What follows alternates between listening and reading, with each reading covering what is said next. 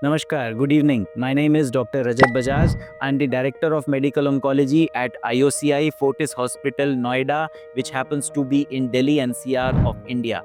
I have a vast experience of over 15 years, and in this video, I'm going to talk about how do we go about diagnosing and treating lung cancer. We know that smoking is prevalent in our country, in many countries, and because of this, there is a huge risk that these patients can develop a malignancy called lung cancer.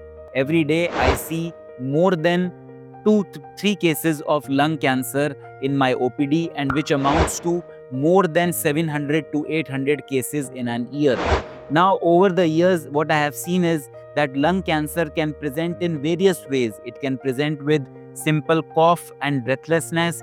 It can also present with blood in sputum. Patients can develop weight loss. They can develop some pain in the lung area or somewhere else. Suppose the patient has pain in the bones, that also can be one of the symptoms of lung cancer. The best way to prevent this particular cancer is by keeping us away from addiction. We should not resort to smoking. But then, suppose somebody has developed these particular symptoms, the patient should approach a physician or an oncologist, where there will be tests which will be conducted. These tests will range from certain blood tests in the beginning to some radiological investigations, which will be either a CT scan or a PET scan.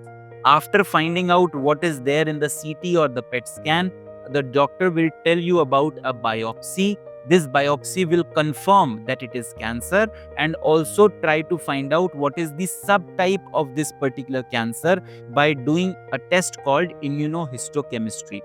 Now, once this is done, we have a lot of options which are available as far as the treatment is concerned. This treatment depends on the stage that the patient is coming to us.